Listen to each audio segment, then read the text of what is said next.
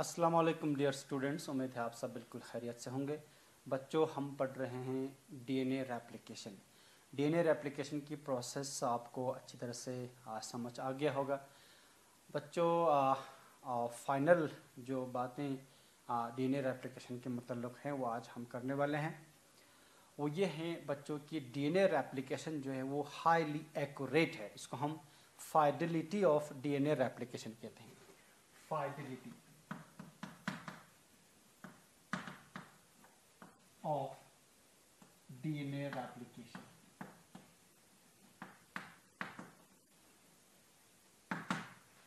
DNA replication जो है highly accurate है, इसमें छोटी सी भी एरर मुमकिन नहीं है।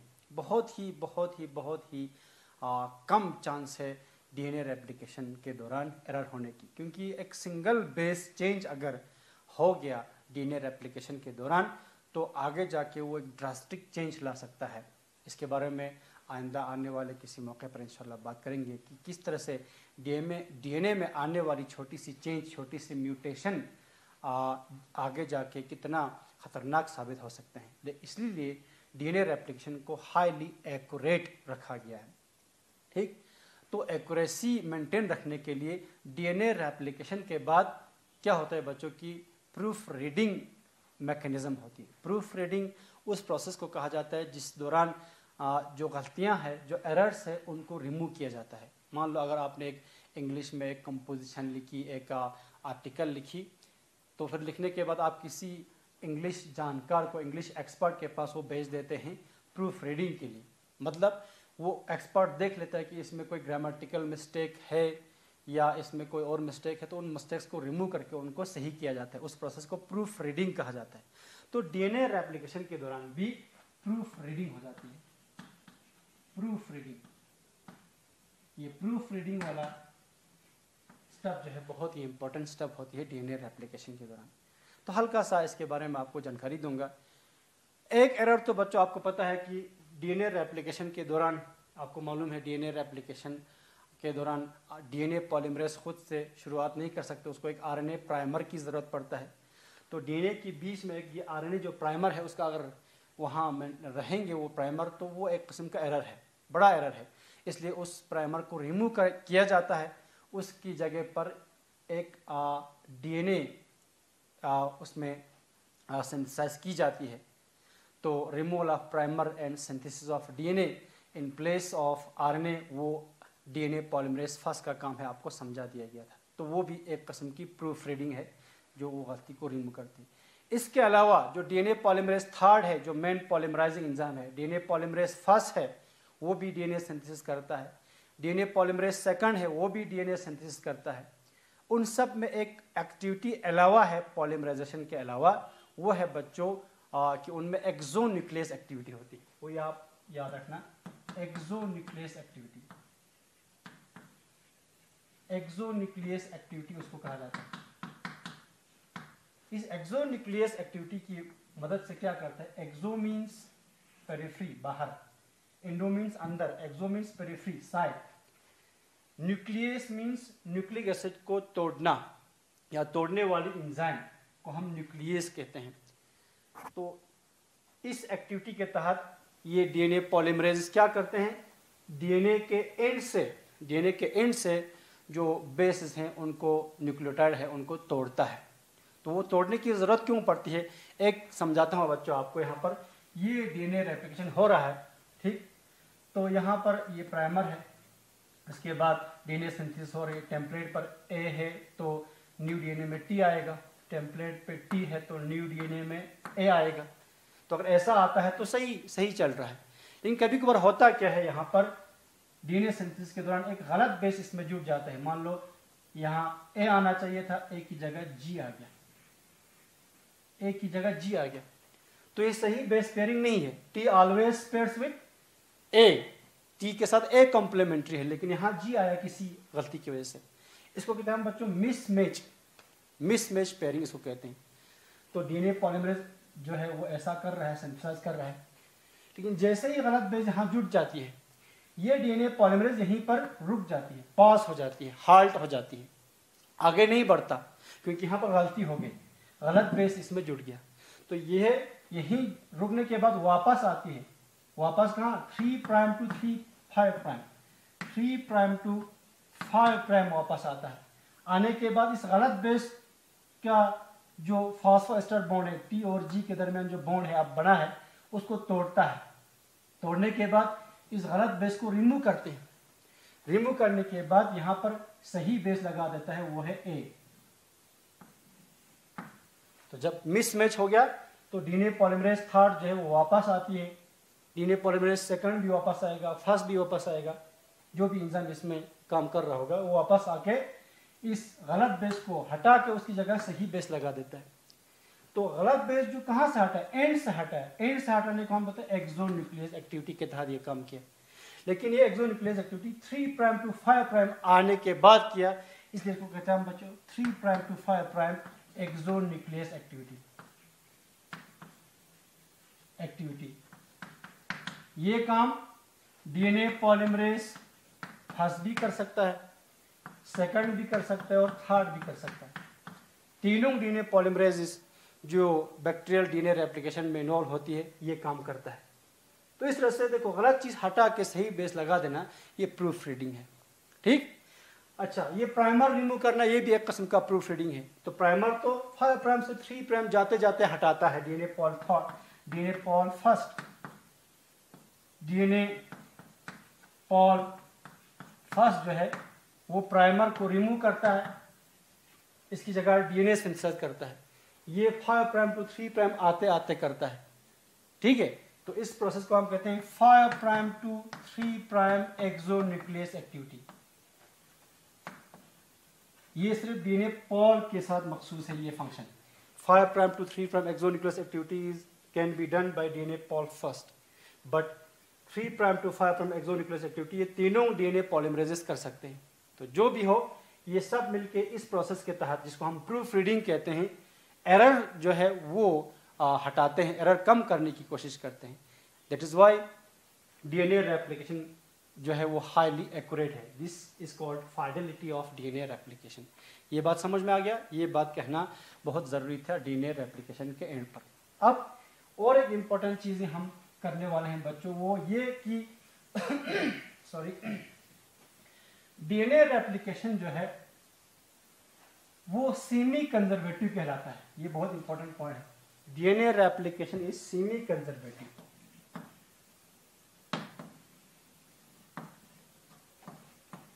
DNA replication is semi conservative mode of DNA replication.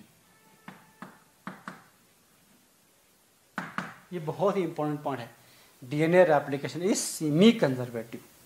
ठीक, तो तीन प्रपोजल है डीएनए रेप्लिकेशन के मुताल्लिक कि कुछ कहते हैं ये डिस्पर्सिव है, कुछ कहते हैं ये कंजर्वेटिव है और कुछ कहते हैं ये सेमी कंजर्वेटिव। इन तीनों में से ठीक है जो एक्सपेरिमेंटली प्रूव हुआ कि डीएनए रेप्लिकेशन क्या है वो है बच्चों semi conservative. DNA replication is semi conservative, it is neither dispersive nor conservative, it is semi conservative. अब ये सेमी कंजर्वेटिव क्या है ये आपको समझाने की कोशिश करता हूं। इसके लिए यहां पर एक एग्जांपल के जरिए समझाता हूं। 2 कलर के चाक यहां पर मुझे यूज करना पड़ेगा। ठीक है बच्चों,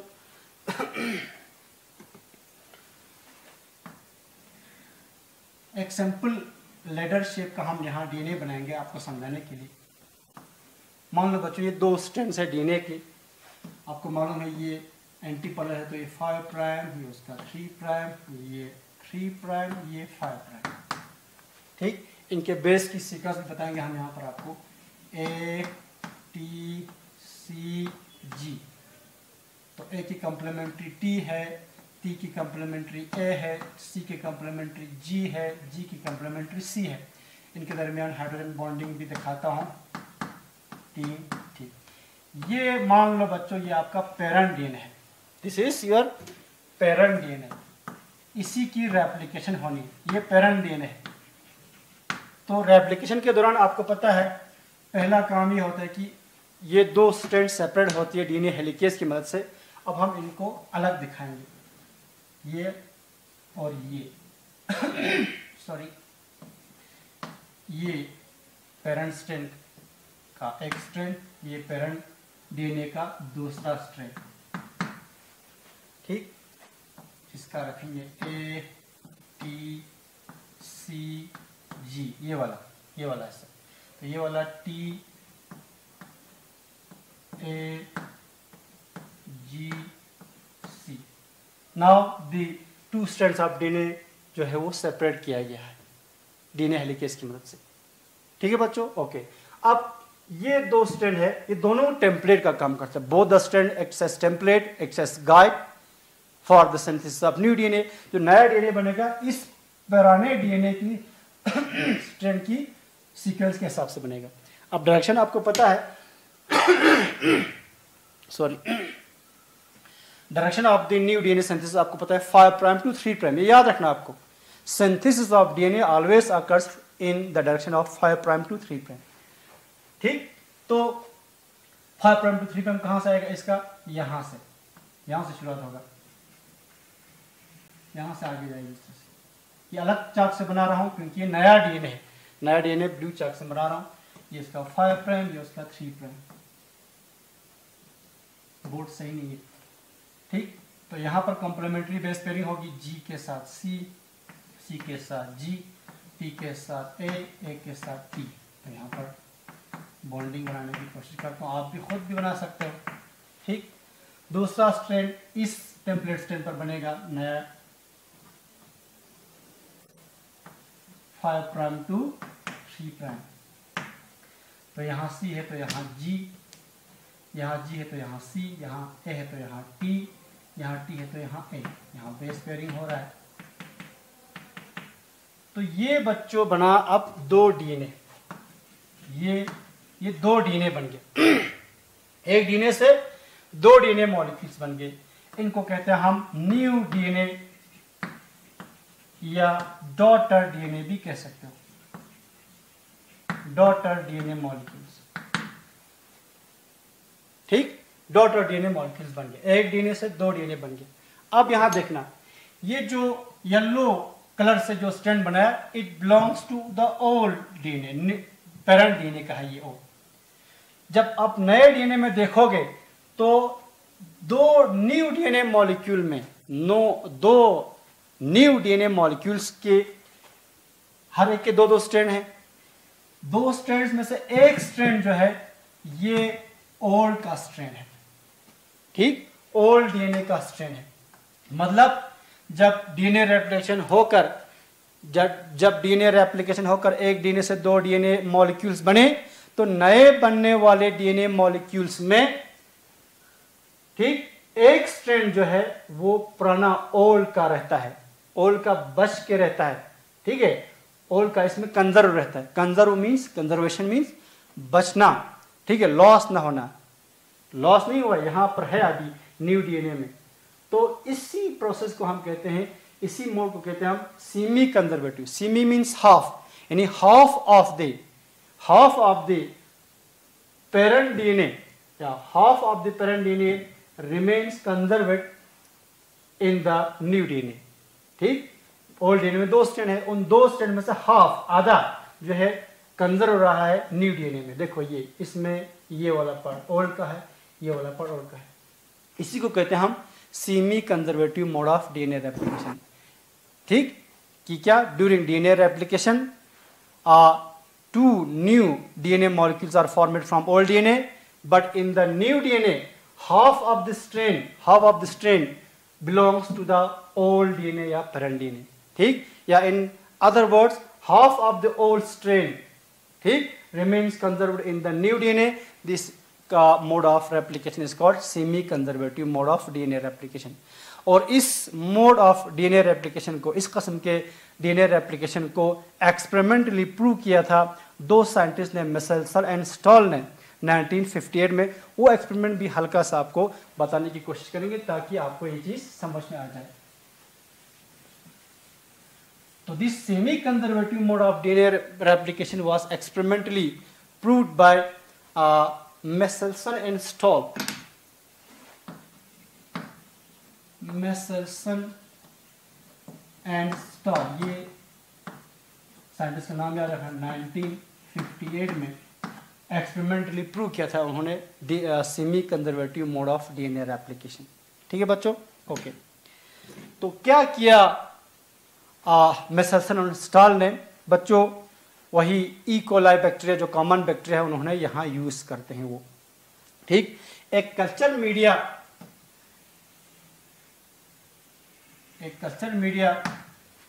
जिसमें ई कोलाई बैक्टीरिया ग्रो होंगे, ठीक, लेते हैं, उसमें ई कोलाई बैक्टीरिया को ग्रो करते हैं।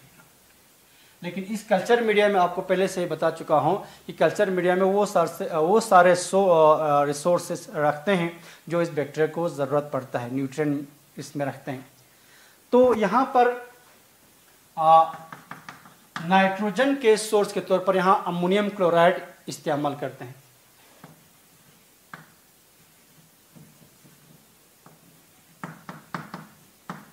अमोनियम क्लोराइड जो है यहाँ पर बच्चों इस्तेमाल करते हैं।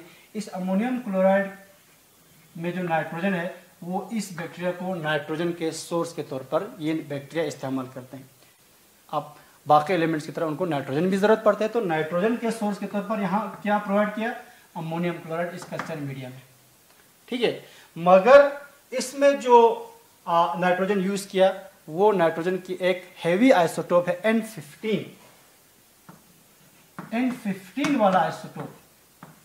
ठीक, नाइट्रोजन का N14 जो है वो नॉर्मल आइसोटोप होता है, ठीक है, उससे एक हैवियर आइसोटोप है N15। तो N15 वाला आइसोटोप, ठीक, यहाँ इस्तेमाल किया इस कल्चर मीडिया में। इस कल्चर मीडिया में इस ई कोलाई को ग्रो किया for several generations, grown for several generations use किया। जब सेवरल जनरेशन, कई जनरेशन तक इसी N15 वाली मीडिया में अगर ई कोलाई को ग्रो करेंगे तो इस ई कोलाई से जो भी जनरेशन्स आगे आएंगे, जो बैक्टीरियल सेल बनेंगे, उन बैक्टीरियल सेल्स में जो डीएनए होंगे, उन डीएनए में जो नाइट्रोजनस बेसिस होंगे, उन नाइट्रोजनस बेसिस में जो नाइट्रोजन होंगे, वो नाइट्रोजन ये N15 वाला उनमें इनकॉर्पोरेट हो जाएगी। तो जब कई जनरेशन तक इस ई कोलाई बैक्टीरिया को N15 वाले में रखा कल्चर मीडिया में, तो all the DNA of this E coli bacteria जो है उनमें अब N15 वाली आइसोटोप है।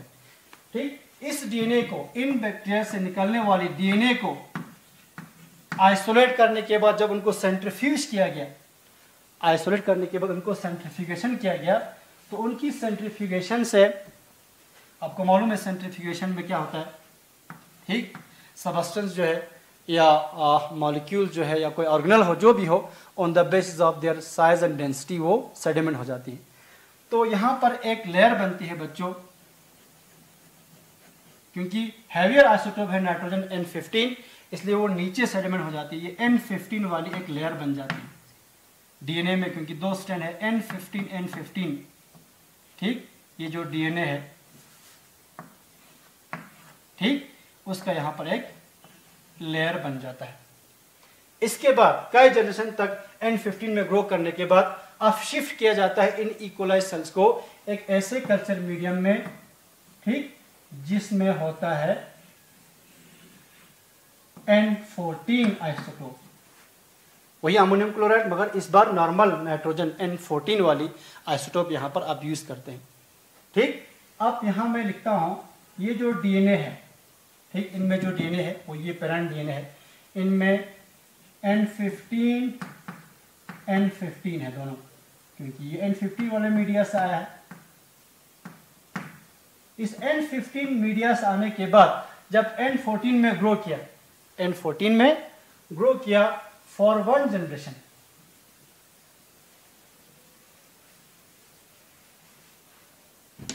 ये रखता हूं यहां पर मैं रेफरेंस के लिए। तो शिफ्टिंग किया, शिफ्टिंग करने के बाद इसको ग्रो किया आफ्टर वन जनरेशन, तो ई कोलाई बैक्टीरिया जो है वो डबल हो जाता है बच्चों 20 मिनट्स में। तो हम यहाँ आफ्टर 20 मिनट्स भी लिख सकते हो, that is 20 minutes. After 20 minutes क्या होगा, जो बैक्टीरिया है वो डबल हो जाएंगे, उनके अंदर जो डीएनए है वो भी डबल हो जाएगा। तो ये डबल हो गया बैक्टीरिया। और याद रखना इसमें मीडियम कौन सा है, आप N14 वाला, ठीक, तो ये ओल्ड डीएनए, इस ओल्ड डीएनए का दोनों स्ट्रैंड टेम्पलेट का काम करेगा। उस टेम्पलेट स्ट्रैंड पर जो नया डीएनए बनेगा, मैं इसको फिर अलग तरह से बनाता हूं ताकि आपको समझ आ जाए। इससे बनाता हूं तो ये नया डीएनए बना, ये ब्लू वाला नया डीएनए। तो ओल्ड वाला क्या है, टेम्पलेट का काम क्या है, N15, ओल्ड वाला N15। अब क्योंकि कल्चर मीडिया N14 है, कल्चर मीडिया में N14 है, तो N14 वाला यूज होगा नया डीएनए बनाने के लिए। तो नए डीएनए में आ जाएंगे बच्चों N14। इस ई कोलाई बैक्टीरिया से जो डीएनए एक्सट्रैक्ट हो गया, उनको अगर सेंट्रीफिकेशन किया गया तो उनकी सेंट्रीफिकेशन से बच्चों फिर एक लेयर बनी। एक खास किस्म के सेंट्रीफिकेशन किया जाता है, उसको caesium chloride density gradient centrification कहते हैं। वो यूज करते हैं बच्चों मेसेल्सन इंस्टॉल। तो उसकी जरिए से जब आफ्टर 1 जनरेशन, आफ्टर 20 मिनट्स हासिल होने वाली डीएनए को जब उन्होंने सेंट्रीफिकेशन की, अगेन एक लेयर बनी, मगर वो लेयर जो है पहले लेयर से थोड़ा ऊपर बनी, क्योंकि इस बार जो डीएनए है बच्चों, यहाँ पर N15 एक है और दूसरा जो है N14 है। एक N15, एक N14। ठीक, सारा प्योर N15 भी नहीं है इसमें, प्योर N14 भी नहीं है, बल्कि दोनों की इंटरमीडिएट है, हाइब्रिड है। तो यहाँ ये हाइब्रिड कहलाता है, हाइब्रिड। तो एक हाइब्रिड डीएनए बनी जिसमें हाफ N15 वाला आइसोटोप है और हाफ में N14 है। इसलिए ये ना N15 की तरह नीचे बैठा, ना N14 की तरह ऊपर बैठा, बल्कि ये एक इंटरमीडिएट लेवल पे ये लेयर बनती है। इसको कहते हैं इंटरमीडिएट। इंटरमीडिएट का यहाँ प्रेजेंस होना ये साबित करता है बच्चों कि हाफ जो है ओल्ड का है, हाफ न्यू है। ओल्ड का 15 था N और न्यू का N14 था। ठीक, यहीं से साबित होता है कि डीएनए रेप्लिकेशन जो है ये कंजर्वेटिव नहीं है, बल्कि सेमी कंजर्वेटिव है। हाफ ओल्ड है, हाफ न्यू है। ये ओल्ड, ये न्यू है। लेकिन इन्होंने बात यहीं तक नहीं रखा, इन्होंने और ग्रो किया, और एक जनरेशन, ठीक, और एक जनरेशन ग्रो किया। तो आफ्टर 2 जनरेशंस, यानी आफ्टर 40 मिनट्स, इन दो में से 2 डीएनए है, 2 डीएनए जब खुल जाएंगे तो 4 टेम्पलेट बनेगा। हर टेम्पलेट पर जो है नया डीएनए सिंथेसिस होगी और नया डीएनए में जो नाइट्रोजन आएगा वो N14 वाला आएगा। ठीक, यहाँ बना नहीं सकता हूँ बच्चों, यहाँ जगह कम है, मैं यहाँ बताता हूँ आपको। आफ्टर 40 मिनट्स क्या हुआ, उनसे हासिल होने वाले डीएनए को उन्होंने अगेन सेंट्रीफिकेशन की। तो सेंट्रीफिकेशन करने के बाद क्या हो गया, यहाँ प्योरली N15 तो रहा नहीं। ठीक, तो इसमें 2 लेयर बनते हैं, एक लेयर N15, N14 इंटरमीडिएट्स का, ठीक, जो आहिस्ता आहिस्ता कम हो रहा है, क्योंकि नया डीएनए बन रहा है, उनमें N14 आ रहा है। N15 तो पुराना था, अब आहिस्ता आहिस्ता वो कम हो रहा है। ठीक है, और दूसरा लेयर बनी बच्चों N14, क्योंकि नया डीएनए बन रहा है, नया डीएनए में नया N14 वाली आइसोटोप होंगी। तो 2 लेयर बनता है। क्या, ये एक इंटरमीडिएट और एक N14 न्यू। लेकिन इनकी परसेंटेज 2 जनरेशन के बाद निकलते बच्चों 50-50%, इंटरमीडिएट 50% और न्यू N14 50%। तो इस तरह से आफ्टर 3 जनरेशंस, आफ्टर 60 मिनट्स, ठीक, आफ्टर 80 मिनट्स ऐसा ग्रो करते गया। तो जैसे जैसे ग्रो करने के बाद जो डीएनए हासिल हुआ उनको सेंट्रीफिकेशन की, तो न्यू डीएनए जो है N14 कॉम्बिनेशन जो है उसकी परसेंटेज बढ़ता गया। अब 3rd जनरेशन में ये परसेंटेज जो है वो बढ़ जाती है 75% तक, और ये कम हो जाती है 25%। ठीक, आगे आप कैलकुलेट कर सकते हो। लेकिन जो भी हो, ये N15, N14 जो इंटरमीडिएट्स जो हासिल हुआ, ये प्रूव करता है, ये शो करता है कि जो डीएनए रेप्लिकेशन हो रहा है वो सेमी कंजर्वेटिव हो रहा है, हाफ ओल्ड का रहता है, हाफ नए का रहता है। ठीक है बच्चों, इस तरह से मेसेल्सन एंड स्टाल ने एक्सपेरिमेंटली प्रूव किया कि जो डीएनए रेप्लिकेशन है वो सेमी कंजर्वेटिव है। ठीक है बच्चों, उम्मीद है आपको समझ